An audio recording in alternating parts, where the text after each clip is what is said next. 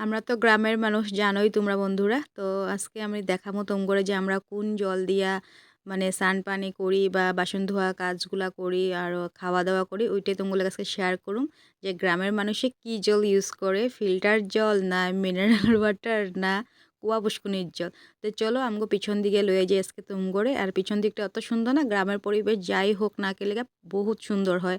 আমি তো খুব ভালো পাই, কারণ কি আমি থাকি বললা না, আমি এমনিও ভালো পাই। আমি কিন্তু টাউনের মেয়া, আর গ্রামেই বিয়া হয়েছি। এটা হইলো বরহাট মিসাজান গাঁও বইলা জায়গাটার নাম।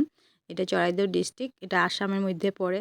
তো যাই হোক বহুত কিছুই কয়ে নিলাম। আর এই দেখো আমগো কুয়া, এরকম কুয়া তুমগো দিকে আছে কি না একটু কমেন্টে জানাইবা। আর কুয়াটা মানে কি এখন ইউজ করা হইতেছে না, ঠান্ডার দিনে তো জল মানে পুরাপুরিভাবে শুকায় জায়গা। আর গরম দিনে এই জলটা দিয়ে আমরা স্নান টান করি, খুব পরিষ্কার জল। আর এই যে পুষ্কুনির জল, পুষ্কুনির জল দিয়ে বর্তমানে মানে কি স্নান টান কাপড় কানি ধোয়া কাজ টাজ হয়। খালি খাই না, খাই তোমার চাপাকল দিয়া। তো এটাই মানে আসলে এরকমই আমরা কষ্ট মষ্ট করে গ্রামের মানুষের কিন্তু চলিয়ে ঠান্ডার সময়টা বহুত কষ্ট হয় জলের লেগা। জলটা মানে কি শুকায় যায় না, টান পড়ে যায়। আর এই পুষ্কুনির জলও বেশি দিন না, কয়েকদিনে থাকবো, তারপরে জলও শুকায় যাবো গা।